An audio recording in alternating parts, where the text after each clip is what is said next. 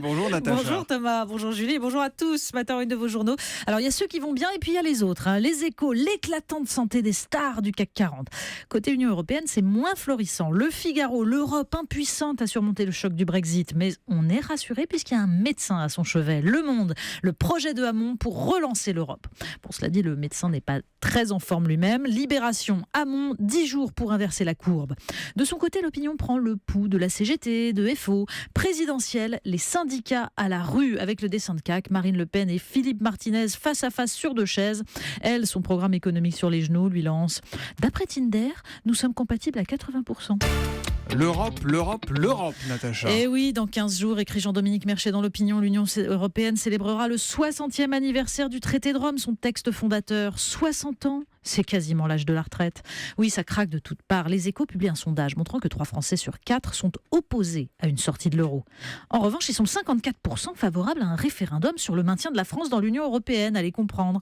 Près de la moitié des 18-24 ans considèrent que l'appartenance à l'Union européenne procure plus d'avantages que d'inconvénients, alors que c'est le cas pour moins d'un tiers des plus de 65 ans.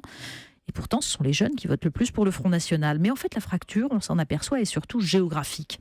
Moins d'un quart des personnes qui résident dans des agglomérations de moins de 20 000 habitants voient l'Union européenne de façon positive. Ils sont quand même 44% en région parisienne, à l'opposé. Et la fracture géographique est en fait une fracture sociale. 44% des cadres voient des avantages à l'Europe contre 17% des employés seulement.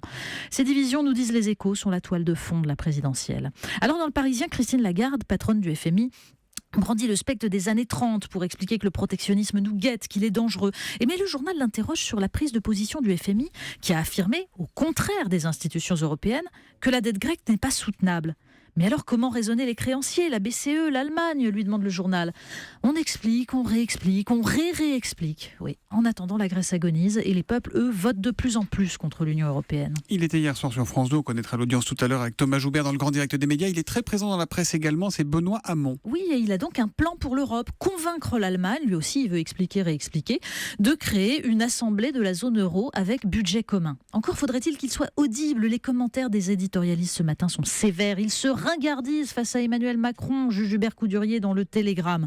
Bon, il faut dire que dans l'Opinion, Aquilino Morel, l'ancienne plume de François Hollande, décrit le registre politique d'Emmanuel Macron comme celui du pouvoir pastoral. Il s'adresse à la multitude des brebis rassemblées devant lui, dit-il, mais aussi à chacune d'entre elles prises isolément en leur demandant de le suivre sans trop s'interroger, ni l'interroger, de le croire sur parole parce qu'il serait, lui, le berger, le bon pasteur veillant sur son troupeau et sachant comment le guider sur le droit chemin. On est là, plus dans le domaine de la foi mystique, dit Aquilino Morel, que dans celui de la conviction politique. La revue du Polar à présent. Et oui, revue formidable, sans froid, revue d'investigation de Polar qui publie son numéro 5. Alors il y a le manque de moyens de la police, il y a la vie des témoins sous X, il y a ce portrait de l'homme qui a fait chuter Cahuzac. Et puis il y a cet épisode des écoutes téléphoniques mises en place par Jacques Foccart, vous vous souvenez, le conseiller de De Gaulle, à l'encontre de François Mitterrand lors de la présidentielle de 1965. Des conversations retranscrites sur feuillet dactylographié entre François Mitterrand et une jeune étudiante, Anne Pinjot. Alors tous deux s'amusent en plus de la friture, ce qu'ils entendent sur la ligne, ils savent très bien ce que c'est.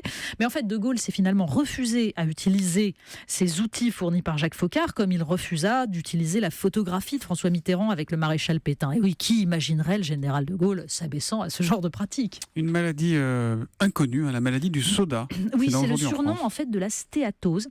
Infection du foie qui a failli coûter la vie à Pierre Ménès, qui a été sauvé par une greffe. Le Parisien, aujourd'hui en France, nous explique que 6 millions de Français en seraient atteints, sans le savoir. Et contrairement à ce qu'on imagine souvent, ce n'est pas l'alcool qui abîme le foie de tous ces gens, mais les sucres, les graisses, les boissons gazeuses, d'où le surnom de la maladie. Et une épidémie silencieuse, mais qui pourrait bien un jour faire du bruit. On termine avec le magazine Elle. Oui, qui nous apprend un nouveau mot. Grocery hauls. Alors, ça signifie butin de course. Le principe, un anonyme filme et diffuse sur YouTube le déballage de ces sacs de supermarché, je vous jure. Oui, très intéressant. Aux États-Unis, 3 millions de vidéos en un an quand même, dont certaines atteignent 1,3 million de vues. La championne française, c'est une Dromoise de 26 ans qui confesse son amour coupable pour un détartrant. Alors ça y est, on a compris comment fonctionne cette présidentielle. C'est un grocery haul, vous voyez. On déballe des sacs entiers de candidats, on s'extasie sur un détergent, sur des pépites de chocolat. Puis ensuite, on s'aperçoit que quand même c'est très vain tout ça. La revue de presse de Natacha Polony, c'est tous les jours à 8h30 sur Europe 1. Lundi, Natacha. À lundi.